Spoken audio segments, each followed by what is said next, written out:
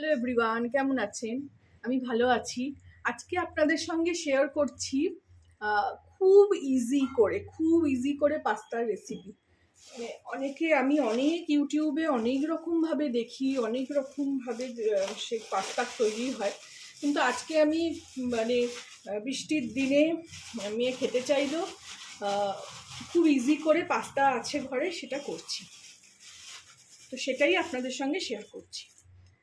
অনেক সময় থাকে না যে ঘরে কিছু নেই, শুধু আলু, পেঁয়াজ, টমেটো, কাঁচা লঙ্কা এসবই পড়ে আছে, তো সেই সব দিয়েই আমি করে দেখাবো। মানে চিজ ফিজ অনেক সময় অনেক রকম দেখি, কিন্তু সেগুলো দিয়ে সবসময় করে ওঠা হয় না। তো আমি এখানে জল গরম করেছি, 1 মুঠো পাস্তা দিলাম, আর 1 মুঠো দিচ্ছি, আর একটু দেবো। পাস্তা সেদ্ধ হলে অনেক বেড়ে যায়, আমরা দুজনেই খাবো, ছেলে তো চলে গেছে।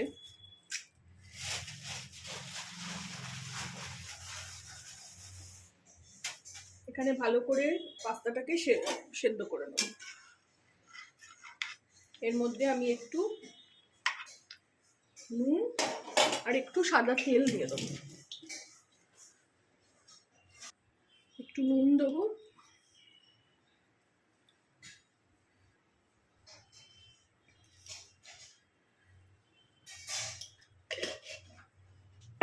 অল্প একটু সাদা তেল দিয়ে দেবো, যাতে পাস্তাগুলো গায়ে গায়ে না লাগে। এগুলো সব বেসিক জিনিস, আপনারাও জানেন।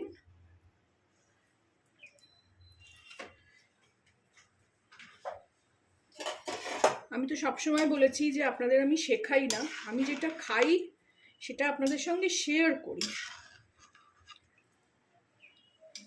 আর তারপরে বলি যে যদি আপনারা করেন, খান, তাহলে আমাকে জানাবেন। তো এটা আমি ভালো করে সেদ্ধ করে নিয়ে ফেরত আসছি। এদিকেও কড়াই বসিয়ে রেখেছি, এর মধ্যে আমি গ্রেভিটা করব। এই দেখুন টকবক করে ফুটছে, আর পাস্তাও সেদ্ধ হয়ে গেছে। পাস্তা সেদ্ধ হয়ে গেলে না, এই দেখুন ওপরে উঠে এসছে। এই সময় আমি এর থেকে এই একটু জল, পাস্তা সেদ্ধ জল একটু 1 কাপ, ছোট 1 কাপ এরকম নিয়ে রাখবো। যখন রান্নাটা করব শুকনো না হয়, যাতে ওপর থেকে একটু জল দিয়ে দেবো। এবার এটাকে আমি ছেঁকে নিচ্ছি। এবার এই কড়াটা বসিয়ে দিলাম, আর এদিকে এই দেখুন ছেঁকে নিয়েছি। ছেঁকে নিয়ে যে কড়াটায় সেদ্ধ করলাম ওই কড়াটায় বসিয়ে রেখেছি, যাতে জলটা ঝরে যায়। এবার এতে আমি একটু, অল্প তেল আছে, অল্প একটু রসুন, রসুন তো সবসময় ঘরে থাকে, কাঁচা লঙ্কা একটু ফোড়নে দিলাম,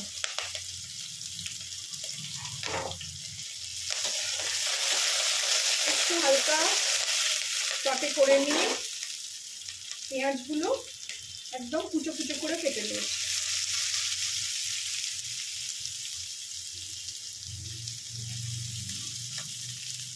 আপনারা জানেনই আমি রান্নায় বেশি তেল ঝাল কিছুই খাই না। তো এটা একদম শর্টাং, একদম ঘরোয়া পদ্ধতি, যেটা আমি সব সময় করি, আমার ছেলে মেয়ে খেয়ে খুব ভালোবাসে।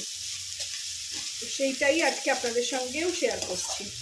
ঘরে তো সবসময় এই বর্ষার দিনে বেরোনো সম্ভব নয়, আবার খেতেও ইচ্ছে করে। আজকে তো কোনো সবজিওয়ালাও আসেনি যে একটা ক্যাপসিকাম, গাজর সব নেব। তো এই পেঁয়াজটা আমি একটু হালকা ভেজে নিয়ে ফেরত আসছি। পেঁয়াজটা দেখুন ভাজা হয়ে গেছে।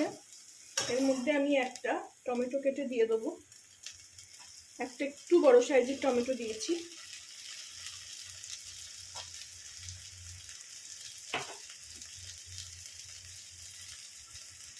দিয়ে এটাকেও ভালো করে মিশিয়ে নেব।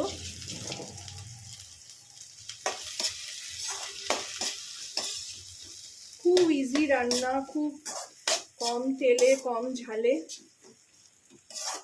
কোনোদিন যখন চিজ টিজ দিয়ে করব তখন আবার শেয়ার করব।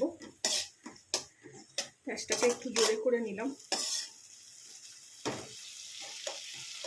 এগুলো সব ইন্ডো চাইনিজ রান্না, চাইনিজ, কিন্তু ইন্ডিয়ানদের মতন কিছুটা ইম্প্রোভাইজ করে নিয়েছে।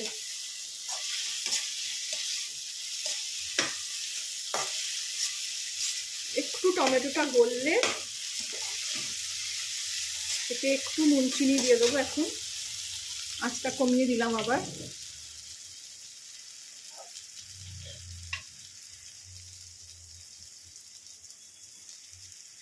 একদম স্বাদ মতো নুন দিয়ে দেবো, পরে আর দেবো না।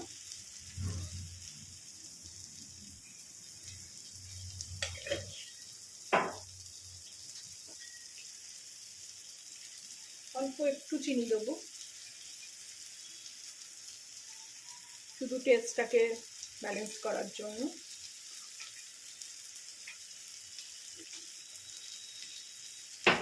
তার মধ্যে একটু সয়া সস,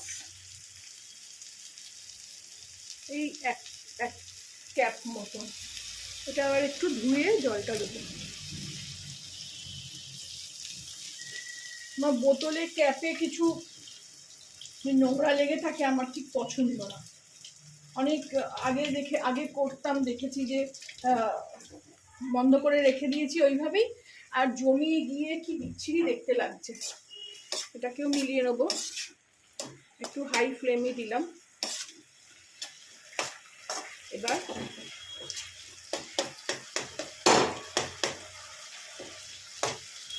টমেটোগুলো একটু একটু গলেছে, কিছু অসুবিধা নেই, ভালোই লাগে খেতে এইভাবে। পাস্তাগুলো দিয়ে দিলাম, এইভাবে মিশিয়ে নিলাম। আর যে কাপে করে জলটা রেখেছিলাম সেটাও এখন এখানে দিয়ে দেবো। দেখুন, এর মধ্যে দুটো পাস্তাও ছিল।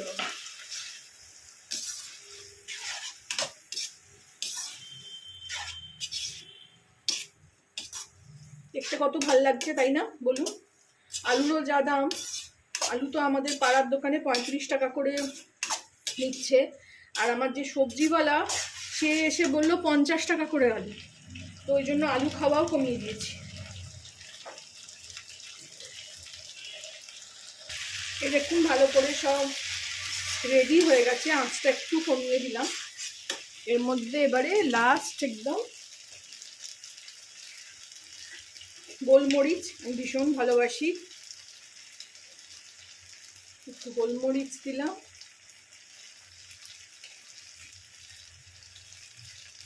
আর অল্প করে একটু ভিনিগারটা দিয়ে আর মিশিয়ে দিয়ে একদম বন্ধ করে দেবো। ভিনিগারটা দিয়ে রান্না করলে অনেক সময় তেঁতো হয়ে যাওয়ার ভয় থাকে। আপনারাও এইভাবে বানাবেন, আমি যেভাবে করলাম। খুব শর্টে আমি একটা রেসিপি। ভালো লাগলে আমাকে জানাবেন, আর আমার চ্যানেলটাকে একটা লাইক, শেয়ার অ্যান্ড সাবস্ক্রাইব করে দেবেন। এটা থাক, এর মধ্যেই দেখতে সুন্দরও লাগছে।